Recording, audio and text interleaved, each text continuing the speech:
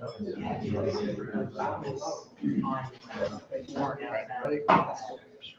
right, guys. Thanks for showing up with what is going to be our last meetup for the year. We're going to take November and December off for the holidays, and we'll meet again in January. So look out for that. Thank you to one of our sponsors, Event Booking, for providing the space and Wi-Fi. The information's up there on the whiteboard if anyone needs to get on that. It's Rob Scott. He's CTO here. So thank him. Let's see, and Glenn from RecruitWise for the food and paying our meetup dues all the time. So, thank him as you see him clean up and come by and stuff like that. I would appreciate it. So tonight we had David Neal from LeanKit. He came all the way from North Georgia to speak with us tonight on Electron.js. And so now I'm going to get out of the camera and let him do this. Hey, real quick, Chris, will you just make an announcement for Knoxville? Because I don't think everybody's heard of it. I do that at the end. Oh, okay, cool. Thanks for stealing my thunder, Alan. I'm sorry. All right.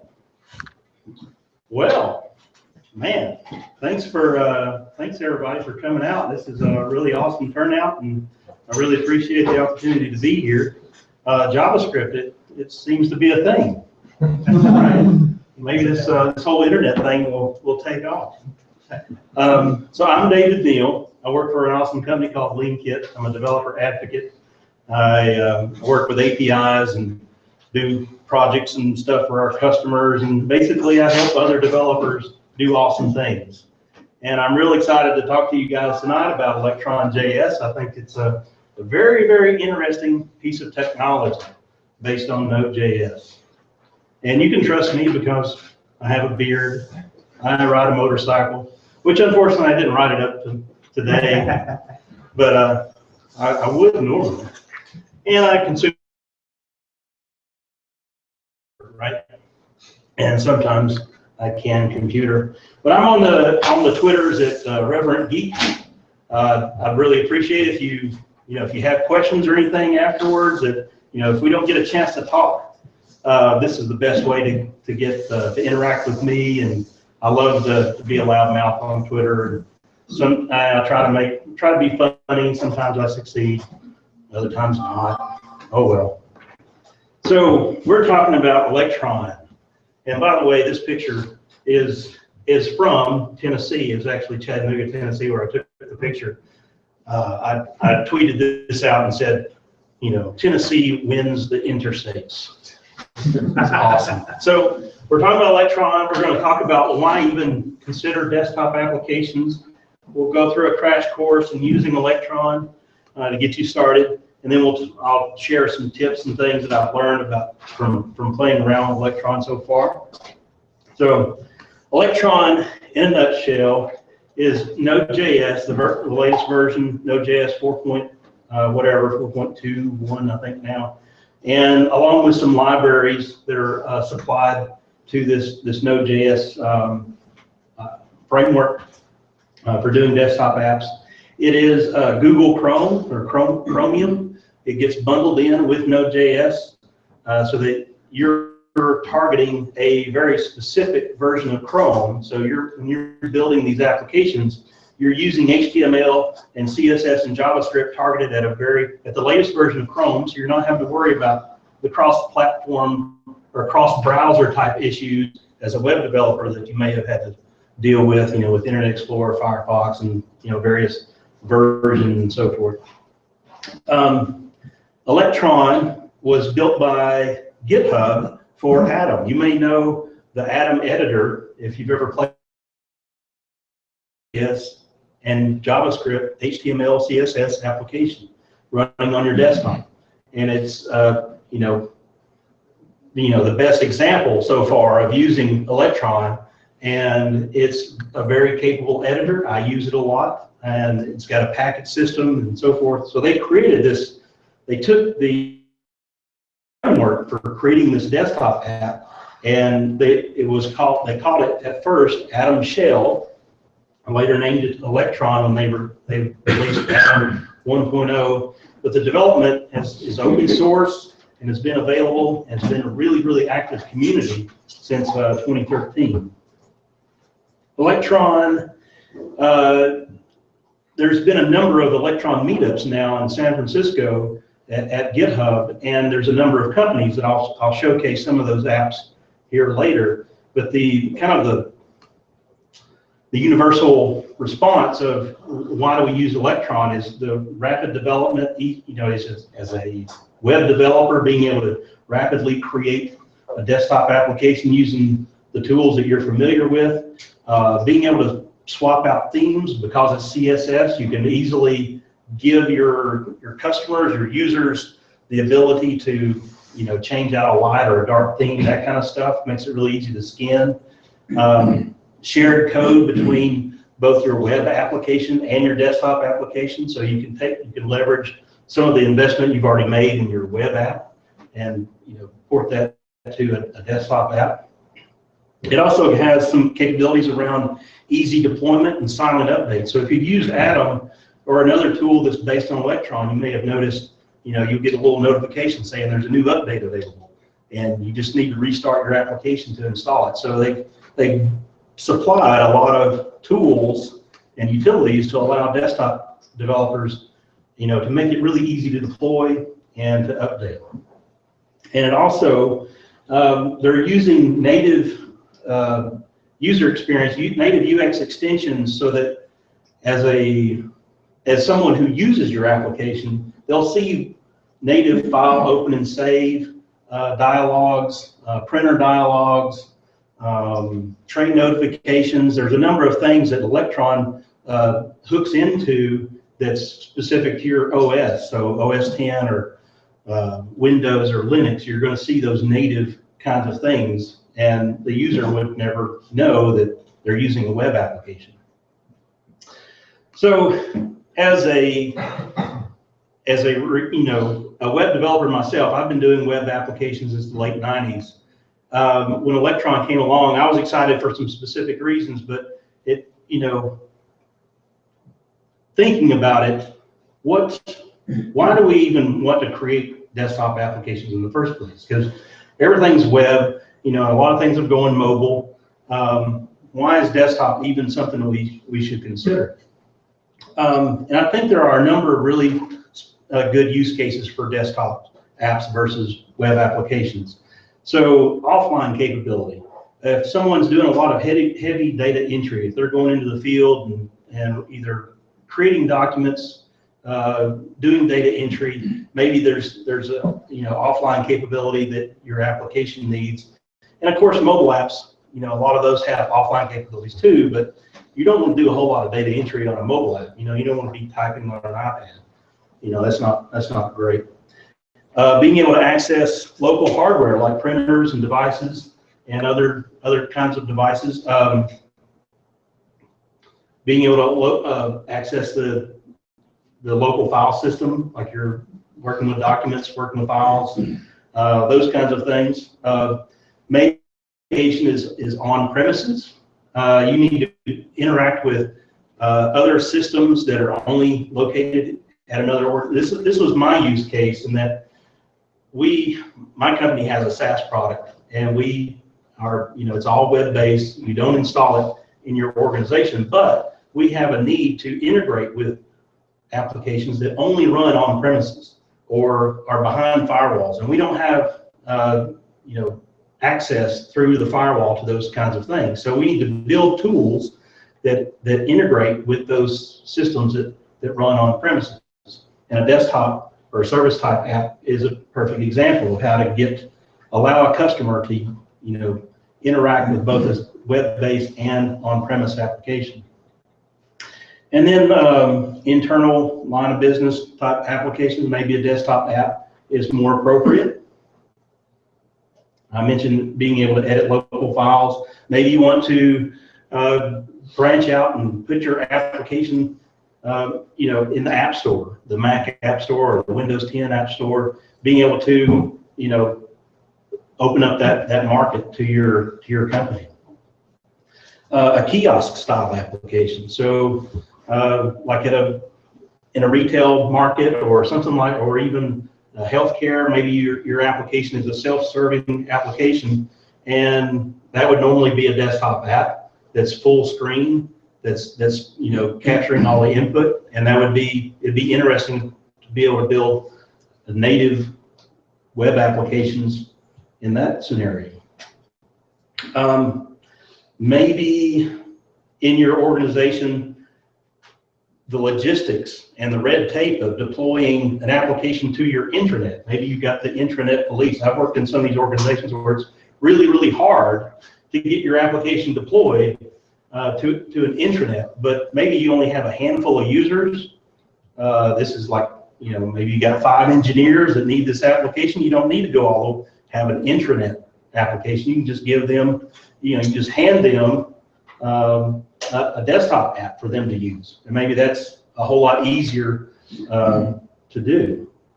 And as some folks have said about the applications that they've created on Electron, sometimes a desktop app just feels right. It's like a different class, maybe a different, different level of expectations, the types of applications that you build. It just, lends itself more to a desktop than an internet application or a mobile app.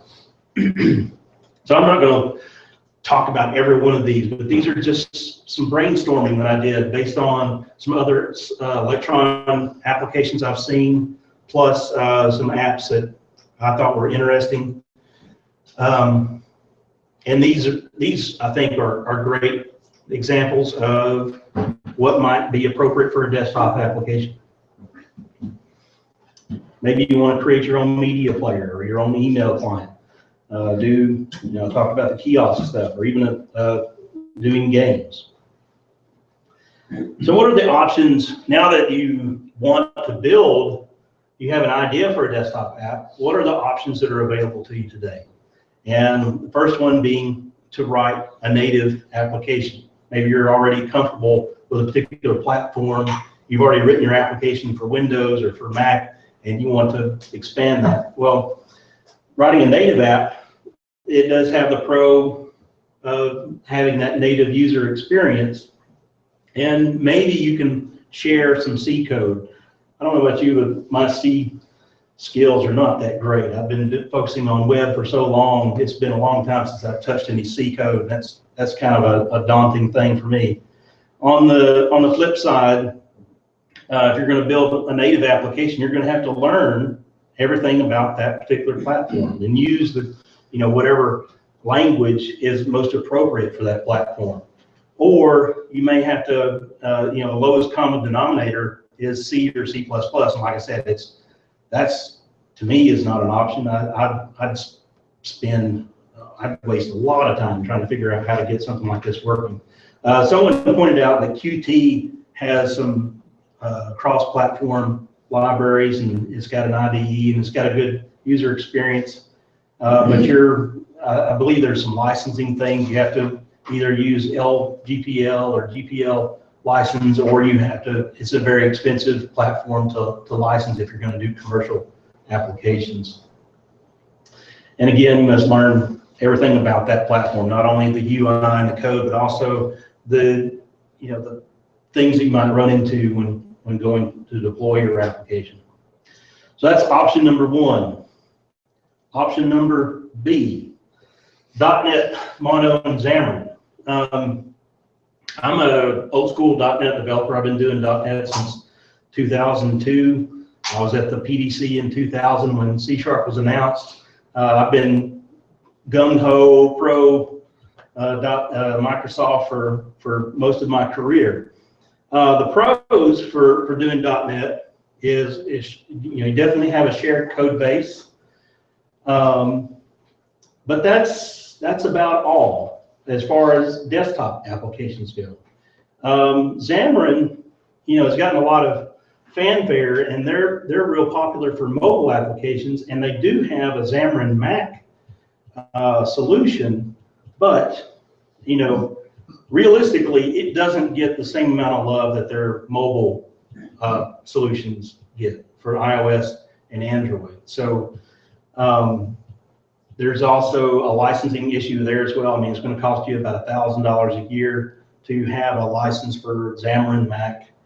And the UI is not shared across platforms. So even though you can share portable class libraries in .NET and be able to run those on mono on each of those platforms. You're not going to be able to build, you're not going to be able to say, I want to just use XAML or just use, you have to use Xcode UI Builder on Mac. And then for the Linux, Xamarin's kind of like, sorry, you're on your own. So it's not a great experience on there as well. And then deployment is also a real challenge, because you're not only having to build your application to target each of these platforms, but having to make sure that mono is installed on, if you're targeting Mac or Linux. There's ways of statically building and being able to package some of the mono libraries into your application, but it's still a real challenge. So I went down this path for a while because being a .NET developer, I really wanted to leverage my .NET skills, and this is the conclusion that I came to. A lot of frustration. So option number 3, Electron, option yes. The pros being HTML, CSS, and JavaScript. And like I said before, it's the latest version of Node.js and Chrome, so you're targeting those specific versions. And once you package up your application, there are no deployment dependencies. You don't have to require that your users already have Node.js installed or Chrome installed. It all gets packaged together and deployed with your application. And there's a lot more of this in my experience. So I just question about you're using Node.js, so you've got access to all the abstractions that Node.js has already created for each platform, right? Right. So you're automatically, almost every single Node.js package module that's available that you can take advantage of is cross-platform. And a quick question in deployment dependencies. There's a few modules that are binary modules in Node.js. Does Electron have a story around that? Yes. Okay. Yeah. So when you build and package your application, it also compiles. You'll have to compile on the platforms to be able to. Okay. I think there are some ways that you can compile, like if you're running on Mac, you can compile for those other platforms and still be able to get. And you still get your binary component that you might use. Okay, cool. Yep. So the cons for Electron are it's HTML, CSS, and JavaScript. So you may be coming from a background that is like mine in .NET, or maybe you focused on maybe you're not a web developer. This is a new platform for you. So that can be certainly a challenge for some developers having to learn HTML and CSS and JavaScript. And seriously, JavaScript. It's the language we all love to hate, right? So it's got a lot of warts and so forth. But I will tell you though, since Electron is targeting Node.js 4 with the latest version, that means you get access to a lot of ES 2015. ES 2015. I can't get over the fact that they've named it 2015 versus ES 6. I'm still bitter about that. So, but you can do things like the new module system and the fat arrow, arrow functions, and a lot of things that you can take advantage of that are in Node.js 4 now that will make working with JavaScript a whole lot easier. It's kind of an edge case, but kind of to your point, there are some modules that are C code that need to be compiled, and maybe you would run into an edge case where you're developing something maybe for some specific hardware devices, and those need to be run cross-platform. For that one little module, you may have to write some C code that would be compiled with your application, but hopefully the vast majority of your application, if not all of it, is going to be just JavaScript and HTML, CSS. There are some other options out there, right? So you may know Adobe Air was touted for a while to be our cross-platform solution. I don't want to offend anybody, I really don't know much about Java, but really Java, I don't know. And then NWJS, which was formerly Node WebKit. So this was the first solution on Node.js for creating desktop applications. And there are a lot of people who still believe that Node WebKit is a viable, that are big fans of this, and it is a capable framework for building applications. But there are a number of technical differences. I won't go into those, but GitHub, I trust that GitHub had a really good reason for why they built Electron, and reading through their documentation and explaining why they built Electron instead of using Node WebKit, I think will satisfy any questions you have about that.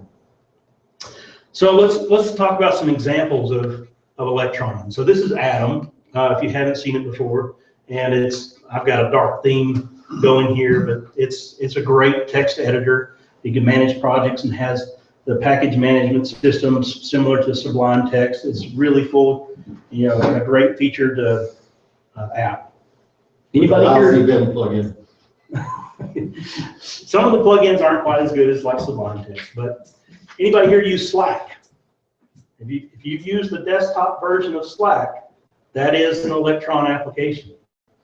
And this was what really got my attention. I knew Atom was using some kind of shell and they were doing something kind of like Node WebKit, but when I found out that Slack was using Electron, like that got my attention, and that's when I knew I should start looking at Electron. And I think it's a great example. You would have, personally, I never would have guessed it was HTML, CSS, and JavaScript, and they're using React and some cool tools like that.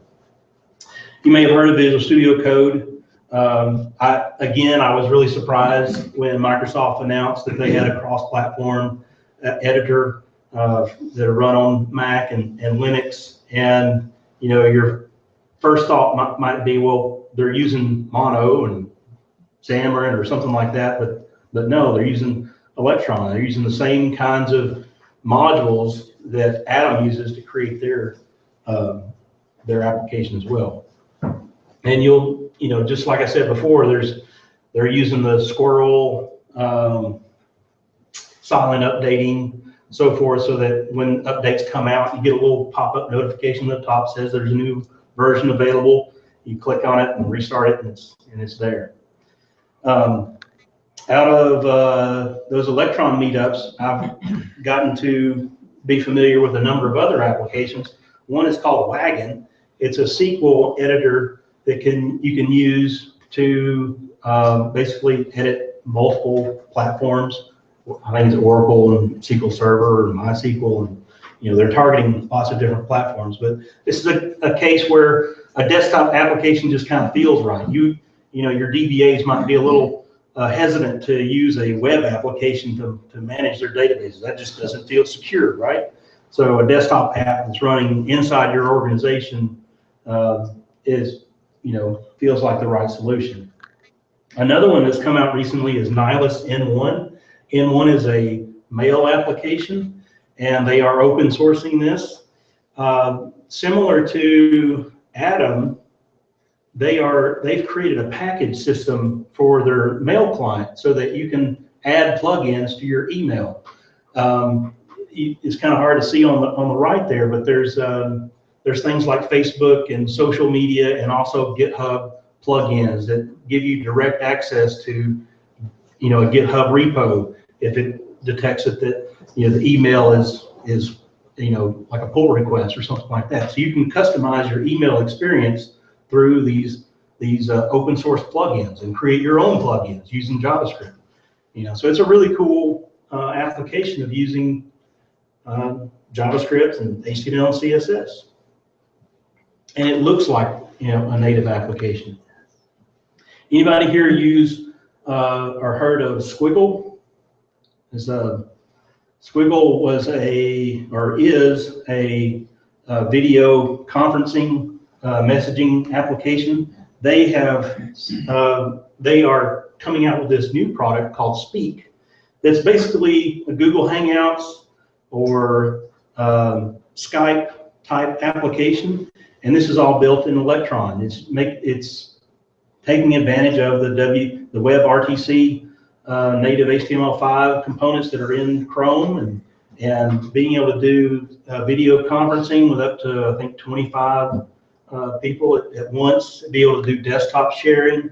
And they're doing some really cool things with the interface that you would, like these docked components and these floating windows and everything that you would think are a native application, but it's really, some creative ways of hiding toolbars and hiding, doing frameless windows and things like that to create this experience that feels really native to a desktop user. And the most interesting thing I have seen, anybody heard of Jibo? Jibo is a social, like a home robot. It's in some kind of Kickstarter type funding phase right now, but they've built these robots that they're almost like a game character in your home. They have emotions, and they look around and they blink. This eyeball that's on the front there is, blinks and changes colors or changes to a different interface depending on what it's interacting with. But it's got voice recognition and facial recognition, and you interact with this thing just like you would with Siri on your phone, and it will look up things for you on the internet, or control things in your home. It does a lot of things. I hope this has been recorded at the Electron meetup. The last one in San Francisco, there was a couple of guys there from this company that was showcasing this robot, and they had some live demos, and they also had some live coding where they changed some plugins and created some new interactions with this robot, and demoed it live. It's amazing. It's like, how can that even be real? The interesting thing is they've taken Electron and Atom, the Atom editor, and created an IDE for this robot. So they have their own plugins.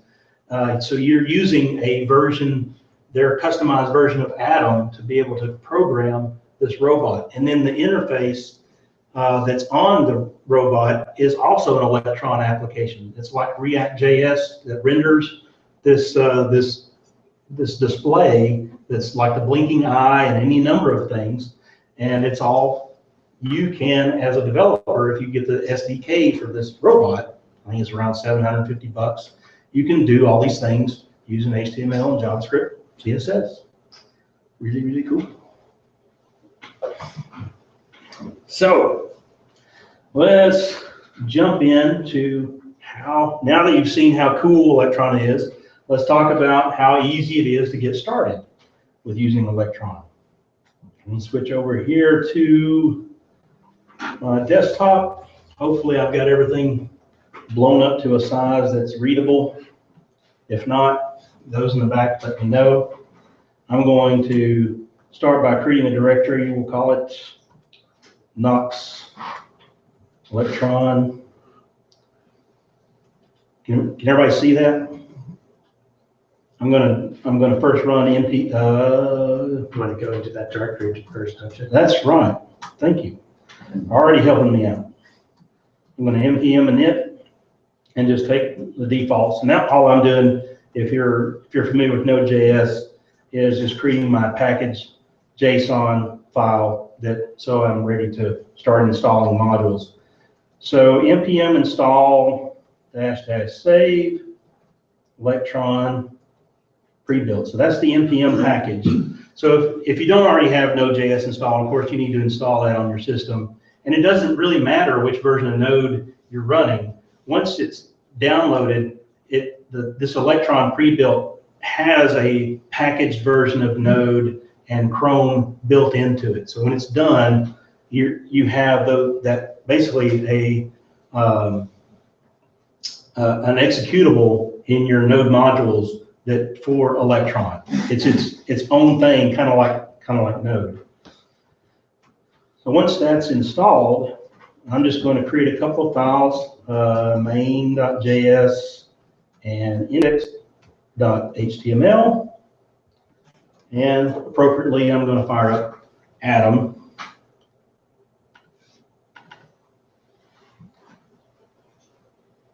I know that's almost unreadable, I'm sure, but trust me, there's some files listed on the side here that are in index.html and main.js. So in main.js, and I'll try to increase the font for everybody, we're going to require in, let's see, Electron. We're going to do app, which is one of the modules that gets bundled in with this Electron for you. So Electron comes with a number of utilities for making it easier for you to build your applications. And I'm going to create an instance of browser window, if I can spell.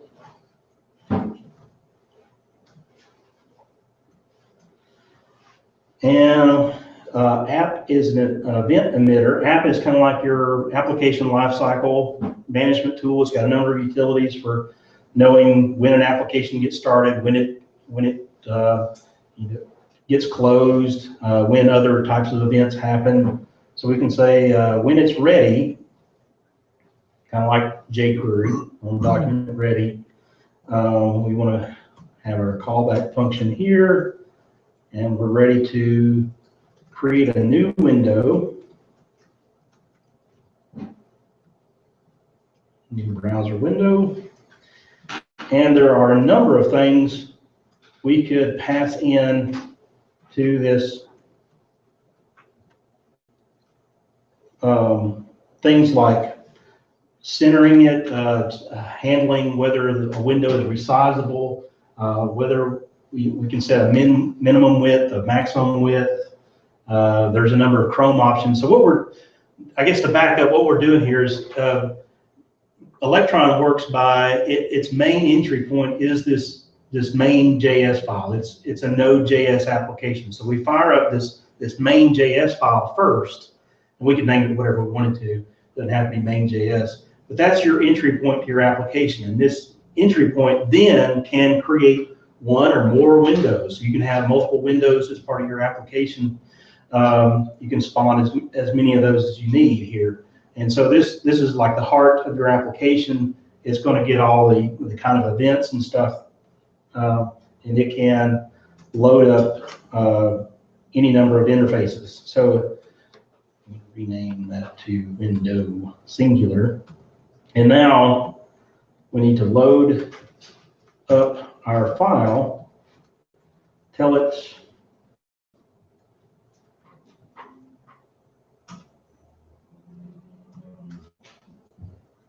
to use our index.html file as our initial interface. That's all we need there. Need the plus there before to the name. Live coding for the win. All right, and so in our HTML file, I'm going to create just hello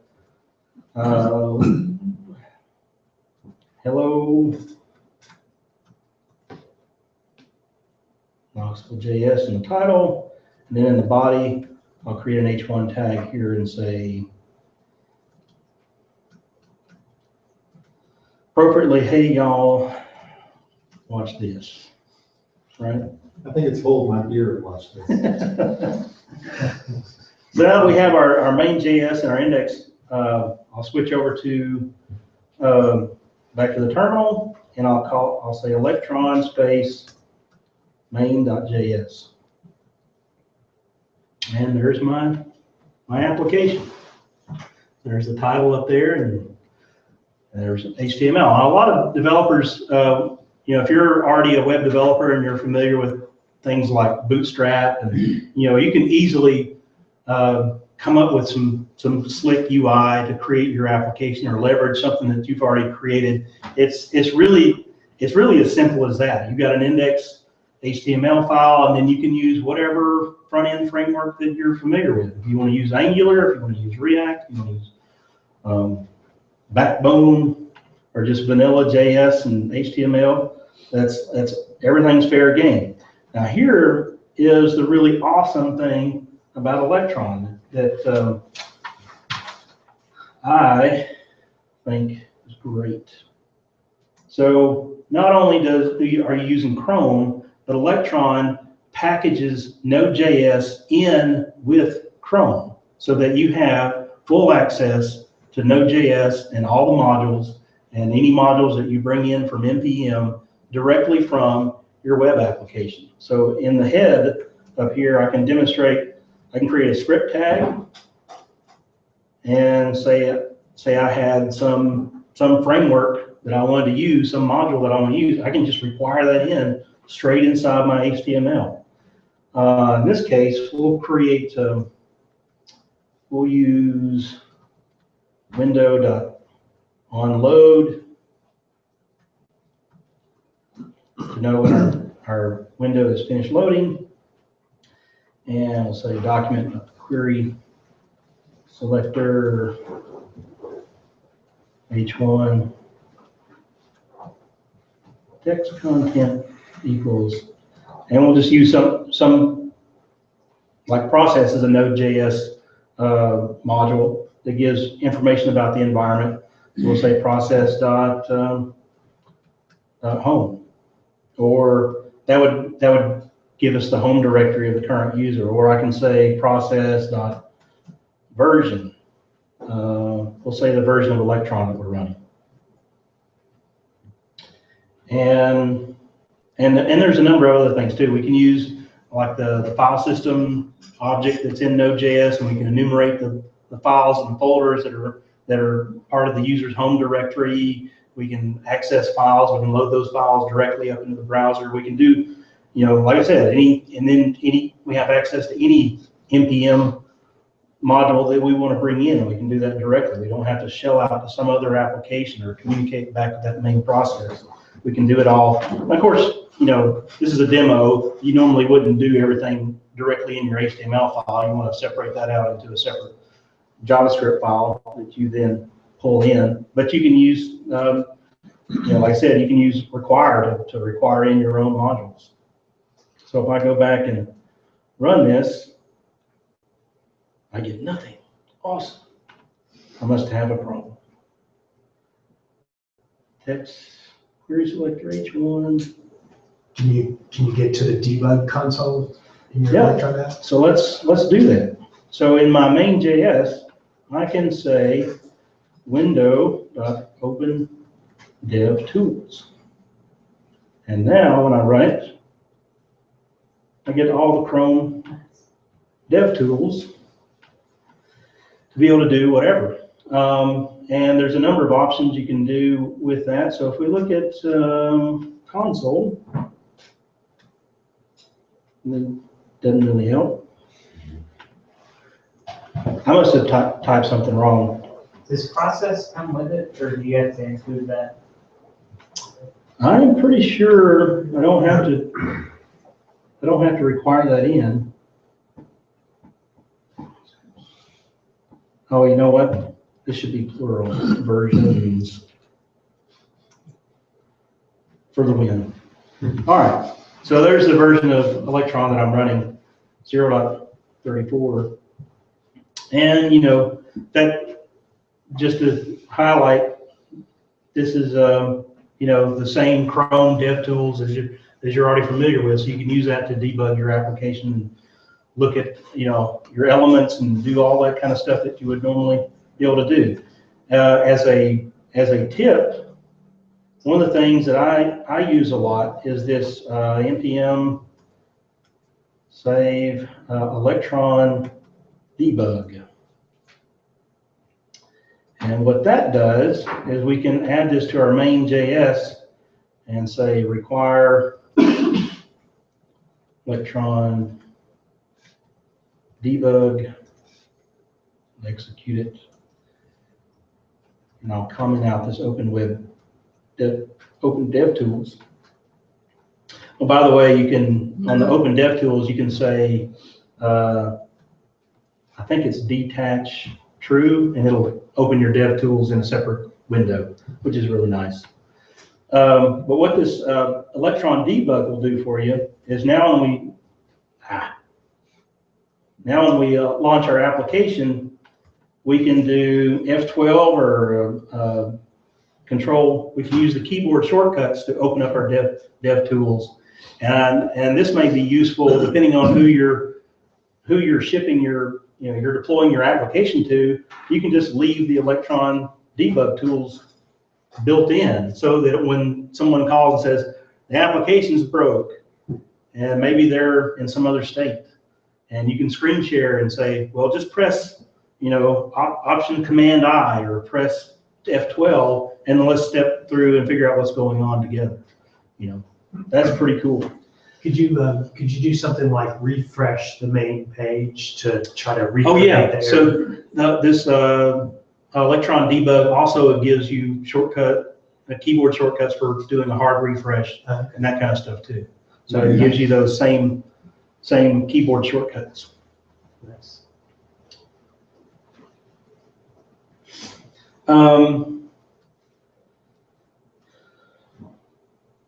Any questions about what we've seen so far? Have you seen any limitations so far? I mean, things you couldn't do, or things that, have you gotten into it enough to see, like, okay, here's something that doesn't work all that great yet? There's some kind of experience tips I'll give later, but I personally haven't run into anything that has been much of a challenge. Of course, I'm not building a web conferencing application or anything like that, so I don't know what kind of challenges those guys have run into. Do the normal security restrictions for Chromium apply, like the cross-origin resource sharing, stuff like that, or can you just hit, because normally you can just hit any URL endpoint. I don't know the answer to that. I know I've seen some concerns about that. Mm-hmm. It seems like there are ways to either enable that or disable it. I don't know. I don't remember which is the case, Well, if you're out of the box. But if you're a node, you can hit any endpoint, Yeah. right? So maybe it follows Yeah, that pattern. I think there's, you're basically wide open. You can do whatever, the application, whatever you can do with Node. And I think Chrome is the same way too. There's ways of, there's actually a module that it's called Web View, so that you can pull in views of websites outside of your applications, like a frame kind of scenario. Can you use alternative templating languages like Jade or Camel or? Absolutely, yeah. Anything you can normally do with Node, you can do that here as well. Cool. Yep. So you may have heard that there's two hard things in software development: cache invalidation, naming things, and off by one errors. Well, I submit to you that there's actually three hard things. I don't know about you, but if you use Slack or HipChat or one of these kinds of things, or if you're doing GitHub and you're submitting pull requests, one of the things that's has a lot of friction, at least in our web development workflow, is finding the right animated GIF to go along with. Honestly, Giphy inside Slack is just a real disappointment. It's amusing in itself that it's always picking the really worst possible animated GIFs. You can't rely on it all to be accurate. So I've come up with a solution. I have my own Electron application that I'm working on. I'm calling it Reactor because it's both a reaction GIF and I'm using React, of course. And this is I'm using Bootstrap to do my styling and stuff. And one of my favorites is, I'll just search for Spock. And I'm hitting the Giphy API and bringing back a lot of animated GIFs. And I can mouse over any one of these and it'll show me the reaction. And now I can click on that GIF and it copies it to my clipboard, and I can switch over to, Oh, cool. I don't want to get Inception here. I can copy in the animated GIF into Slack or whatever I'm using. So this is a huge process improvement for my development workflow, right? So, Your velocity went way up. yeah. So I can change whatever rating I'm searching for, and I'm going to put this out on my GitHub repo once I get finished with it. I haven't finished with the favorites. I want to be able to, take a number of images and build up my repertoire of animated GIFs so that I can, have it, the right animated GIF at the ready whenever I need to. What's another good one?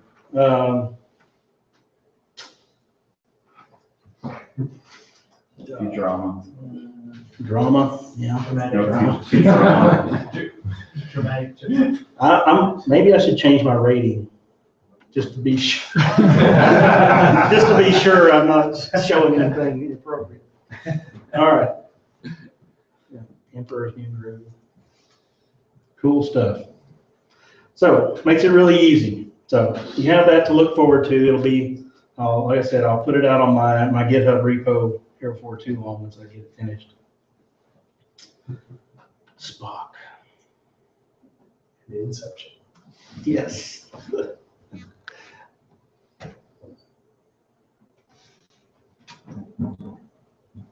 All right. So the main JS, or the main entry point to your application, that's called your process, like your main process. And there are a number of modules that are specific to that process. One is that app that I showed you. It's the application lifecycle and command. You can also parse command line arguments. So if you need to be able to handle that, maybe you can also create hooks like default document type stuff. So if you have if you want to create the next best markdown editor, you can register, the MD extension or something like that, so that when somebody double clicks on that, it gets passed in as a command line argument to your application. You load that up automatically.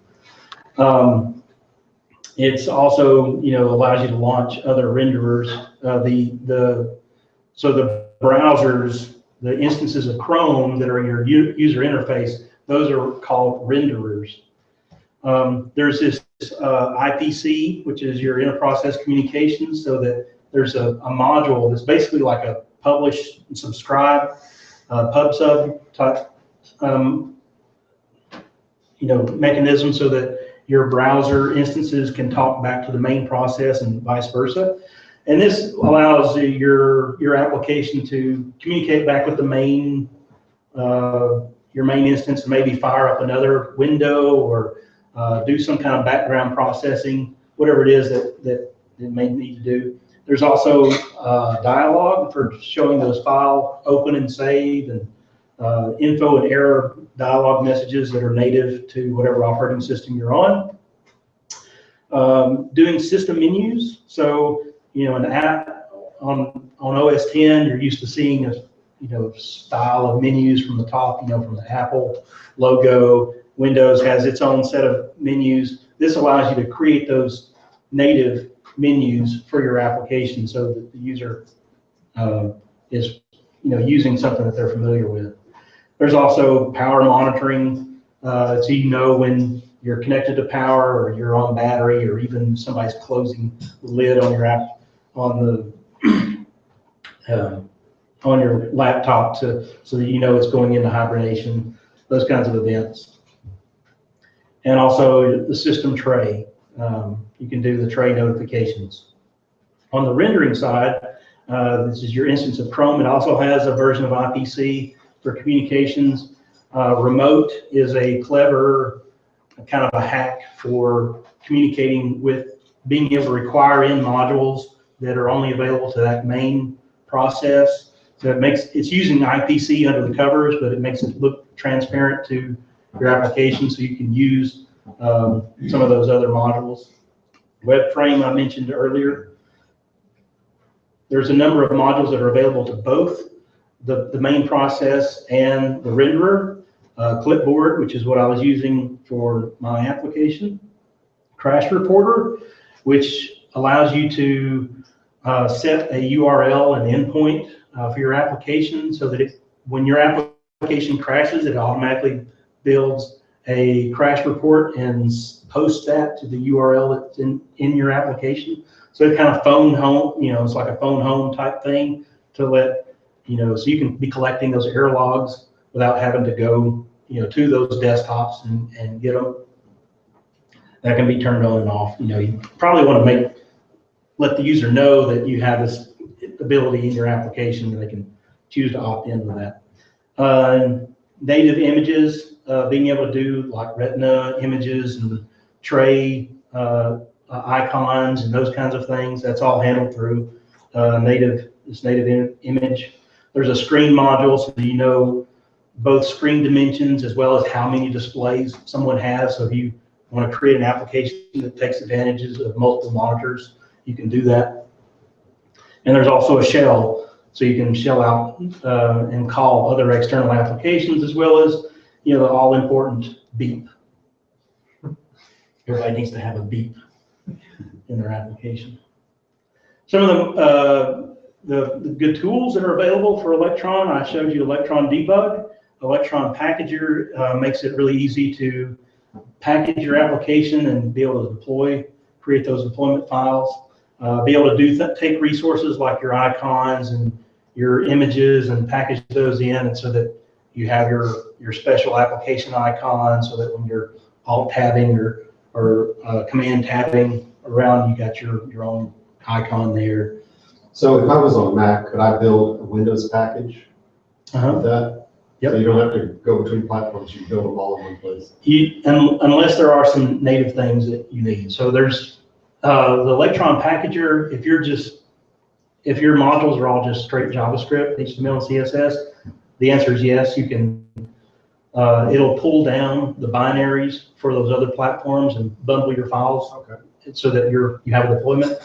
But if you do need to compile some C code because you're using some special module and you need to have that compiled to that particular OS and architecture, then you'll have to have a VM for that. Electron Mocha is really cool in that, if you didn't have Electron Mocha to be able to run Mocha tests with your code that requires like special modules that are only available in Electron, this is what kind of exposes those packages, those modules to Mocha, so that you can generate your behavior tests and TDDs and so forth. The TDDs, that's awesome. I like it. There are a number of boilerplate projects out there to help you get started. There's one called Electron Boilerplate and another one called Electron React Boilerplate. These are the two best ones that I've found so far. There's numbers of others, but these are like good starting points. You can get these out of GitHub, and they already have like the Electron React Boilerplate has things like the Electron Packager built in. It's got a good framework for doing a React Flux application. It's got things like it's using Webpack and the hot code reload, so that as you're coding your application, it's got this browser or server type process that's monitoring, through Gulp your application and making those changes, and automatically refreshing your desktop app. So it makes the development experience a little bit nicer, so that you don't have to close your desktop app, relaunch the desktop app, and then see your latest changes, that kind of thing. There's a brand new one that just came out last week. This is a UI boilerplate starter framework. It's one of the guys at GitHub, Connors Sears. He's created. You can kind of think of this like Bootstrap for Electron.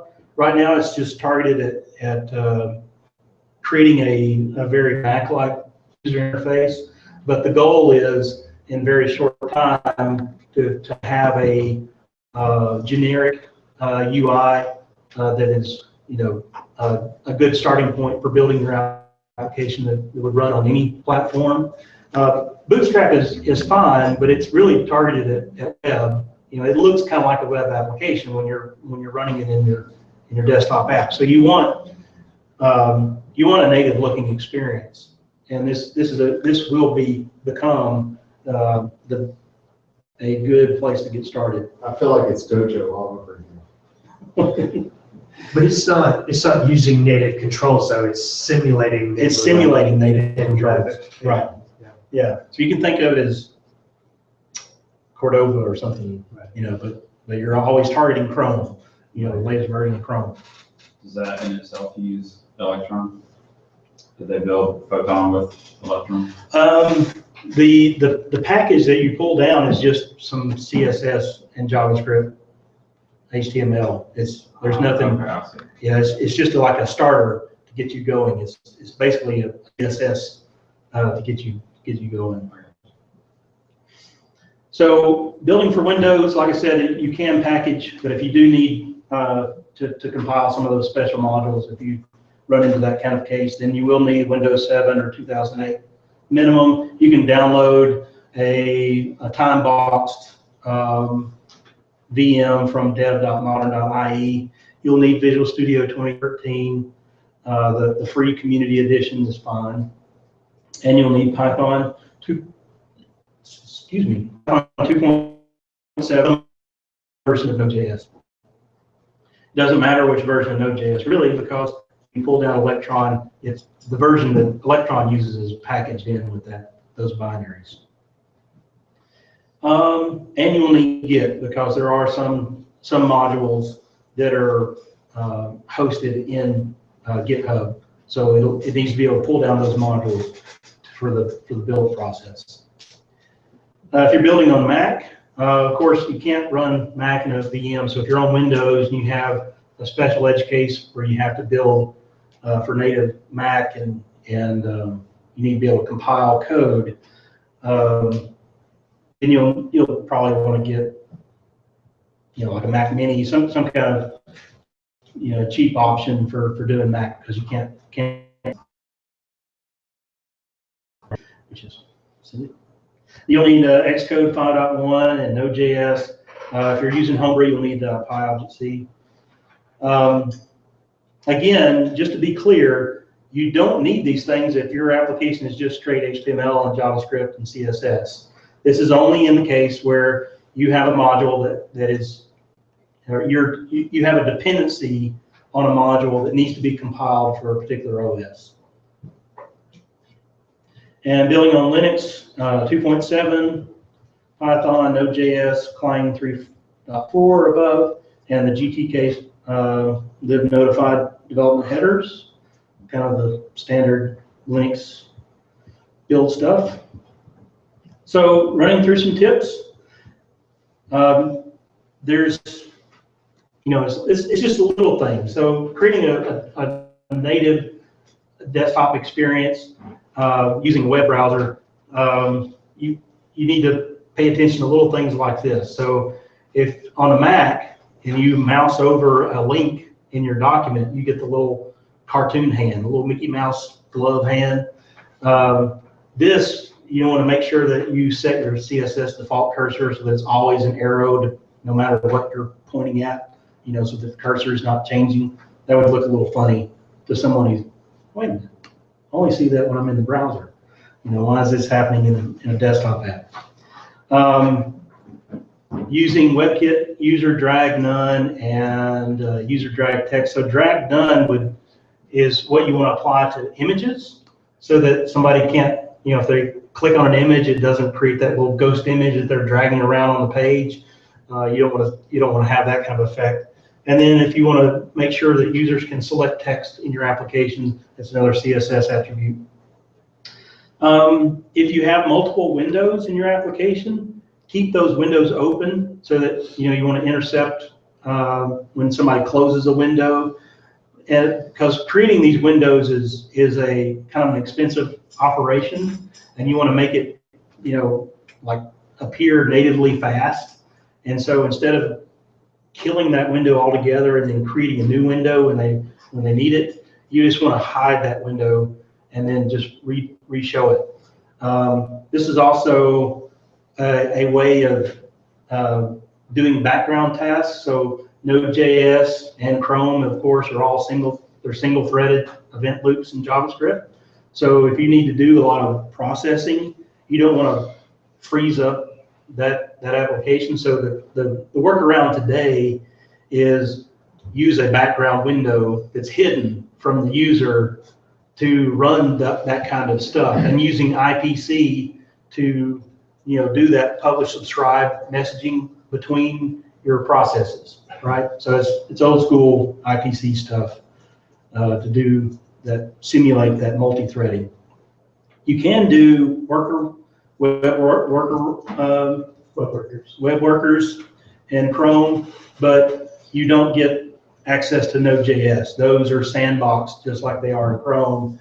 So you can't really take advantage of those. So if we wanted to from Electron call out spawn a Python process and do some really number crunching in the background, could you do that with IPC?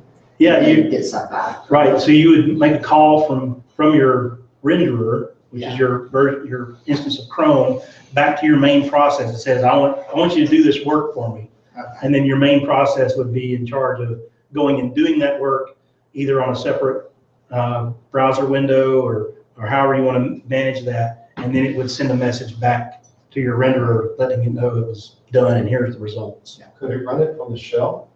Yeah. Block? I don't know the answer to that, but it seems like it should be able to, right? Should be able to run shell on whatever process if you're bundling that with your application. Right. Yep. So there's Electron Rebuild, a module that makes it really easy to include in your build process, being able to rebuild both your modules and the Electron application itself.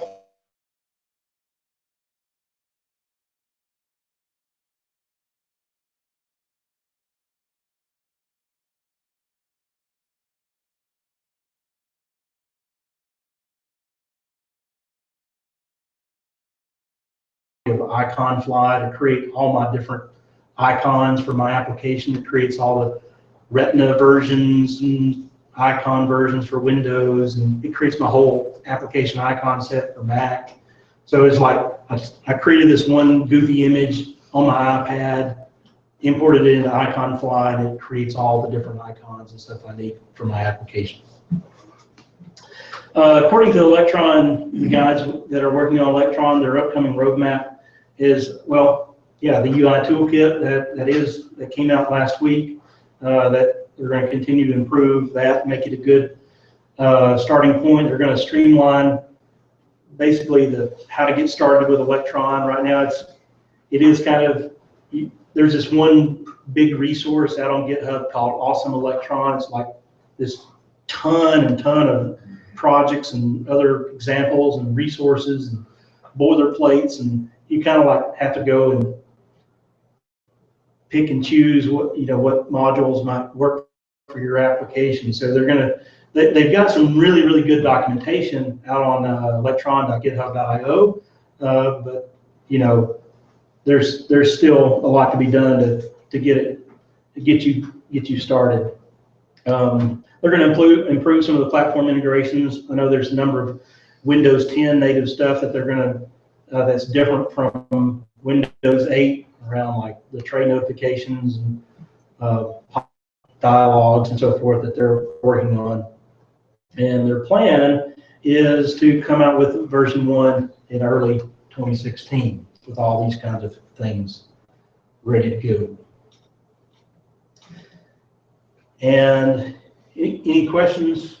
Do you know if there's any kind of testing story around what they're doing? Do you know anything about that? I was just looking on their thing, and you can actually test it using Selenium and LeanKit. That was kind of crazy. Basically, trick Chrome driver into thinking that it's a web app. I'm like, that's pretty awesome and incredible considering the state of testing actual native desktop applications is abysmal.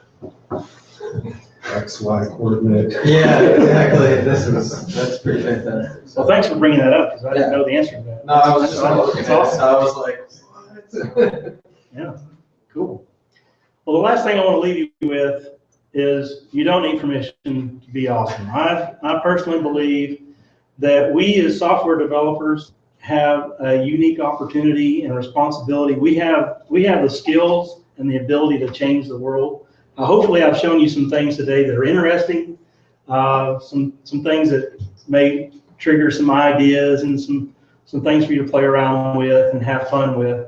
But I hope you take advantage of meetups like this to inspire you to do fun things and to figure out ways that you can take what you learn, go back to your employer. You know, our job should be more than just to get a paycheck. We should be doing things that we're passionate about, and we should be doing things that are exceptional and to be awesome. So my challenge to you is to go back and be awesome. And thank you guys very much for coming.